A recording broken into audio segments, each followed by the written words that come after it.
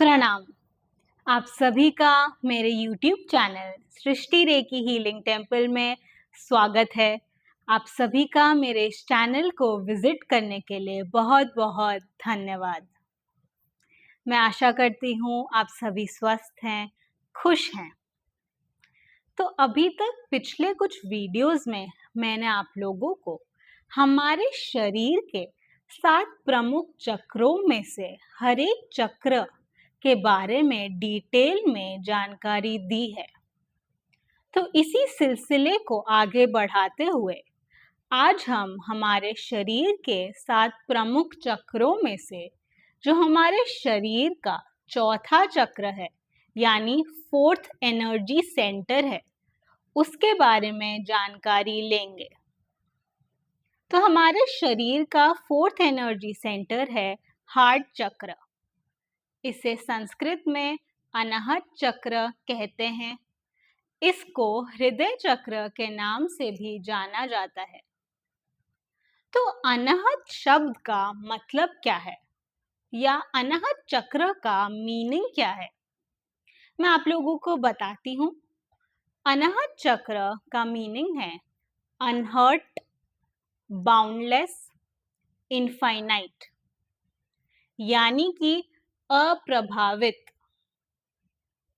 ये चक्र हमारे शरीर के 7 प्रमुख चक्रों में से सबसे महत्वपूर्ण माना जाता है।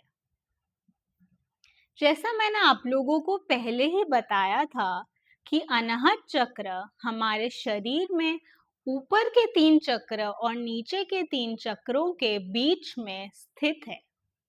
यहाँ पर ऊपर से आकाश तत्व जो शिव का रूप है और नीचे से पृथ्वी तत्व जो शक्ति का रूप है आकर के मिलते हैं, एकाकार हो जाते हैं और संतुलित होते हैं।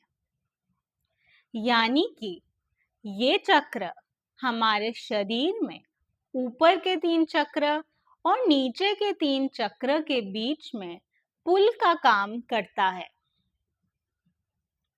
अनाहत चक्र इतना महत्वपूर्ण क्यों है?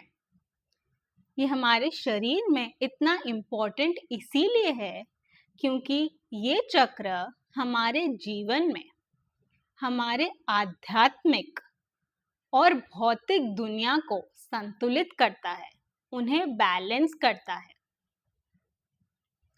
अब चलिए ये भी जान लेते हैं कि अनाहत चक्र का कलर क्या है। इस चक्र का कलर ग्रीन है यानी हरा रंग है। अनाहत चक्र हमारे शरीर में वायु तत्व यानी एयर एलिमेंट से संबंधित है। अनाहत चक्र हमारे शरीर में प्राण के वितरण के लिए जिम्मेदार है। यानी अनाहत चक्र हमारे शरीर में प्राण के भंडारण और वितरण के लिए जिम्मेदार है, जो कि हमारे शरीर में जीवन ऊर्जा है या लाइफ फोर्स एनर्जी है। ये चक्र हमारे शरीर में कहाँ पर स्थित है, ये भी हमारे लिए जानना अति अनिवार्य है।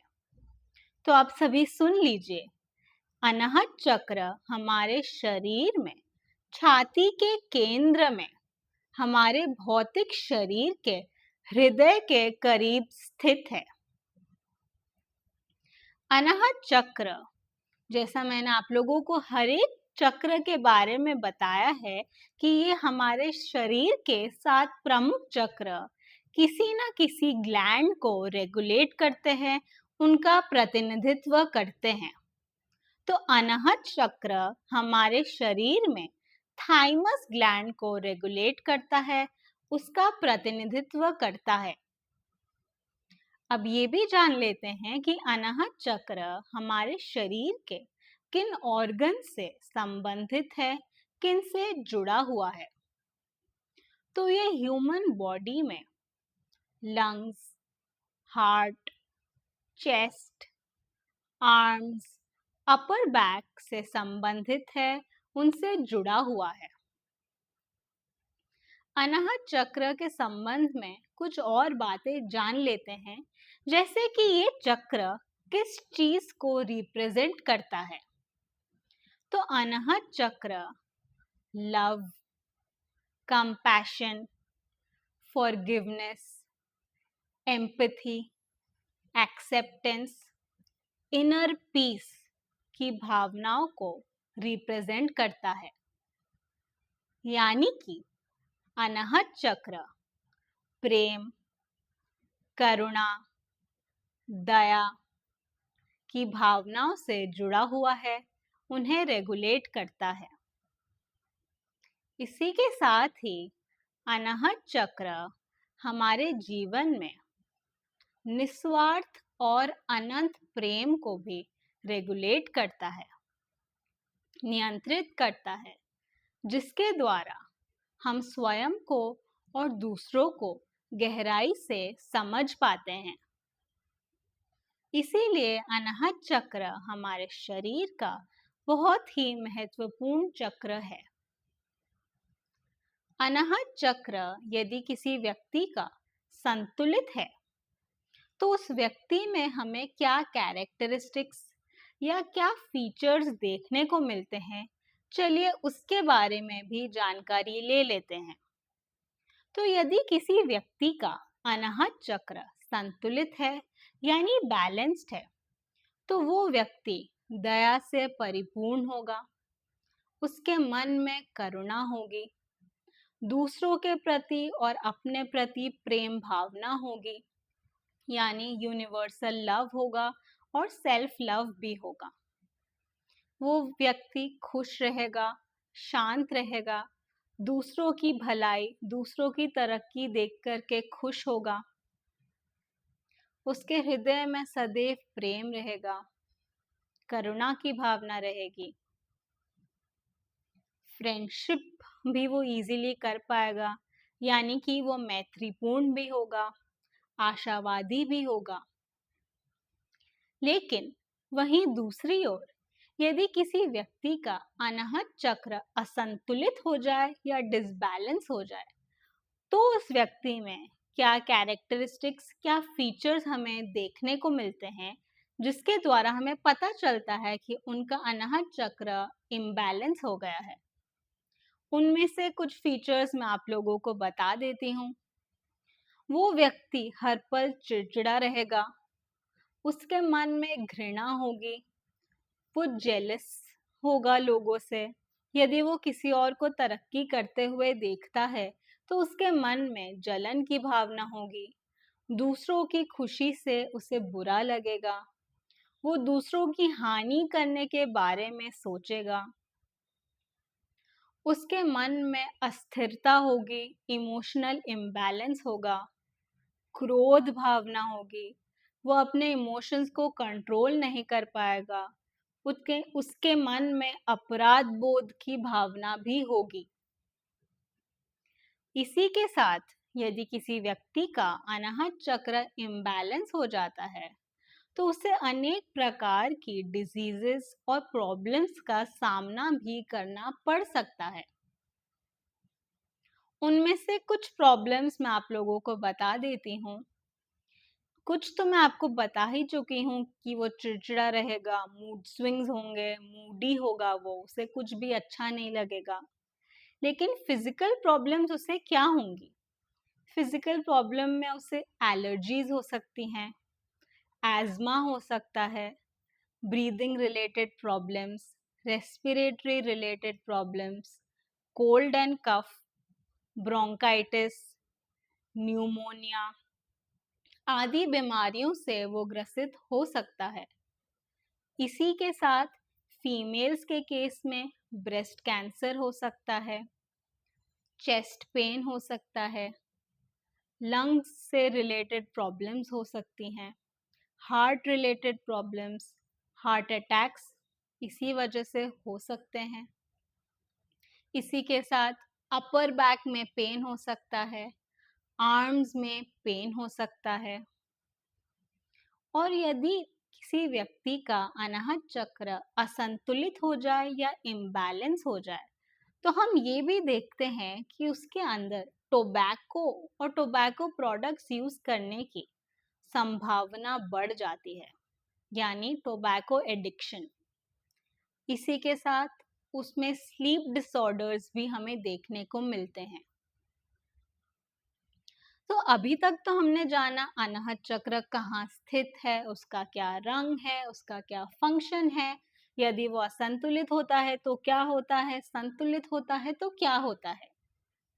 तो अब जानते हैं कि यदि किसी का अनाहत चक्र असंतुलित हो गया है और वो व्यक्ति मैंने जो बताई उन प्रॉब्लम से जूझ रहा है, उनसे सफर कर रहा है और वो उनसे निकलना चाहता है, अपनी खुशियों भरी जिंदगी जीना चाहता है, तो वो इस चक्र को कैसे संतुलित कर सकता है, उसके संबंध में मैं आप लोगों को कुछ रेमेडीज बताऊंगी। आप लोग चाहें तो इसे नोट कर लीजिए, आपको याद रखने में आसानी होगी। पहली रेमेडी है फूड से संबंधित, यानी खाद्य पदार्थ। आप कौन से फूड प्रोडक्ट्स या खाद्य पदार्थ कंज्यूम करें जिसके द्वारा आप अपने इस चक्र को संतुलित करने की कोशिश कर सकते हैं। कुछ प्रोडक्ट्स हैं जैसे ग्रीन लीफी वेजिटेबल्स, पालक, broccoli, cauliflower, green peas, green chilli आदि। कुछ हर्ब्स आप यूज कर सकते हैं जैसे धनिया, तुलसी। इसी के साथ आप बेसिल यूज कर सकते हैं। आप अदरक और गार्लिक भी यूज कर सकते हैं। कुछ फ्रूट्स जैसे कि ग्रीन एप्पल यूज कर सकते हैं आप। इसी के साथ आप कीवी का भी अपने जीवन में सेवन कर सकते हैं। आप सीधी सी बात ये याद रखिए कि अनाहत चक्र का रंग होता है ग्रीन, यानी हरा। तो आप हरे रंग की सब्जियां, फ्रूट्स, जूसेस ज्यादा से ज्यादा कंज्यूम कीजिए। उसके द्वारा आप अपने इस चक्र को संतुलित करने का प्रयास कर सकते हैं। अब यदि कोई एसेंशियल ऑयल्स के माध्यम से इस चक्र को संतुलित करना चाहे, तो वो कौन से ऑयल्स का इस्तेमाल करके इस चक्र को संतुलित करने की कोशिश कर सकते हैं। उनमें से कुछ ऑयल्स हैं जैसे ऑरेंज, रोज, जैस्मिन, लैवेंडर। इनको आप अपने अनाहत चक्र में लगा करके ध्यान कर सकते हैं। उसके द्वारा आप देखेंगे कि आप अपने इस चक्र को संतुलित करने में आसानी से सहयोग कर रहे हैं। इसी के साथ यदि आप जेमस्टोन्स का यूज करना चाहें, तो आप उसके द्वारा भी इस चक्र को बैलेंस करने में सहायता प्रदान कर सकते हैं। कुछ जेमस्टोन्स या क्रिस्टल्स हैं जैसे एमरल्ड, रोज क्वार्ट्ज, ग्रीन जेड आदि। इसी के साथ आप अपने जीवन में ज्यादा से ज्यादा ग्रीन रंग का प्रयोग कीजिए। आप ग्रीन कलर कब यूज करेंगे? जब आप रेस्ट कर रहे हो, जहां आप बैठ रहे हो, जहां आप ध्यान कर रहे हो, आप उन जगहों पे ज्यादा से ज्यादा ग्रीन रंग का इस्तेमाल कीजिए। उसके द्वारा भी आपके इस चक्र को संतुलित होने में सहायता मिलेगी। एक टिप मैं आप लोगों को और बताना चाहती हूँ कि जब आप सुबह उठते हैं, तो आप अपने घर में बालकनी में जाइए, गार्डन में जाइए या खिड़की के पास जाकर के बाहर प्लांट्स को देखिए, ग्रीन लीफ को देखिए, हरी भरी जो हमारे आसपास का नेचर है उसे देखिए। तो इसके द्वारा भी आप अपने इस चक्र को संतुलित करने में सहायता प्रदान करेंगे। अब चलते हैं योग के माध्यम से कोई इस चक्र को कैसे संतुलित कर सकता है। तो मैं आप लोगों को कुछ आसन बताती हूँ जिसके माध्यम से आप अपने अनाहत चक्र को संतुलित कर सकते हैं, जैसे कि भुजंग आसन, उष्ट्रासन, मत्स्य आसन, अर्ध सेतुबंद आसन, गौमुख आसन। आप इन आसनों का नियमित रूप से अभ्यास कीजिए और आपका अनाहत चक्र धीरे धीरे संतुलित होता जाएगा। यदि आप मुद्रा का प्रैक्टिस करना चाहते हैं जिसके द्वारा आप इस चक्र को संतुलित कर सकते हैं, तो इसमें एक बहुत ही आसान मुद्रा है जिसका नाम है कमल मुद्रा। इस मुद्रा को आप ध्यान के साथ इस्तेमाल कीजिए, ध्यान के साथ प्रैक्टिस कीजिए, तो आप अपने अनाहत चक्र को बैलेंस कर पाएंगे। और यदि आप प्राणायाम करना चाहते हैं, उसमें भी एक बहुत ही पावरफुल टेक्निक है अनुलोम विलोम। आप नियमित रूप से प्रतिदिन अनुलोम विलोम कीजिए, अनुलोम विलोम का अभ्यास कीजिए और आप अपने अनाहत चक्र को बैलेंस कर पाएंगे, उसे संतुलित कर पाएंगे। यदि आप बीज मंत्र का उपयोग करना चाहते हैं, आप उसके माध्यम से भी अपने अनाहत चक्र को बैलेंस कर सकते हैं। अनाहत चक्र का बीज मंत्र क्या है? अनाहत चक्र का बीज मंत्र है यम। आप प्रतिदिन नियमित रूप से इस मंत्र का चैंटिंग कीजिए, लेकिन हाँ, आप ध्यान के साथ चैंटिंग करेंगे तो आपको ज्यादा फायदा मिलेगा। अब मैं आप लोगों को रेकी के संबंध में जानकारी देना चाहती हूँ। जैसा मैं आप लोगों को पहले की वीडियोस में भी बताते आई हूँ कि रेकी बहुत ही पावरफुल और बहुत ही इजी टेक्निक है जिसके द्वारा आप अपने शरीर के चक्रों को, 7 प्रमुख चक्रों को बैलेंस कर सकते हैं, संतुलित कर सकते हैं। तो यदि किसी ने रेकी का प्रशिक्षण लिया है तो उनको उनके रेकी मास्टर ने चक्र संतुलन का टेक्निक सिखाया होगा। जिन्होंने मुझसे रेकी सीखी है, जिन्होंने मुझसे रेकी का प्रशिक्षण लिया है, मैंने उनको भी ये टेक्निक सिखाई है। तो आप उसके माध्यम से अपने शरीर के 7 मेजर चक्रास को बैलेंस कर सकते हैं। इसी के साथ आप अपने अनाहत चक्र को ज्यादा से ज्यादा रेकी हीलिंग देके, रेकी उपचार करके इसे बैलेंस कर सकते हैं। इसके लिए आपको दिन में कम से कम 10 से 15 मिनट 2 बार अपने अनाहत चक्र में हीलिंग देना होता है, जिसके द्वारा आपका यह चक्र संतुलित होता है। आशा करती हूँ आज आप लोगों ने अनाहत चक्र के संबंध में कुछ नई जानकारियां प्राप्त की। यदि आपको अभी भी इस चक्र के संबंध में कोई डाउट है, कोई क्वेश्चन है, कोई क्वेरी है, तो आप लिख करके मुझे मेरे कमेंट सेक्शन में बताइए, मैं आपको उसका आंसर अवश्य दूंगी। मिलते हैं अगले वीडियो में, तब तक के लिए आप सभी स्वस्थ रहिए, खुश रहिए, तंदुरुस्त रहिए, तनाव मुक्त रहिए। धन्यवाद। शुभ रात्रि।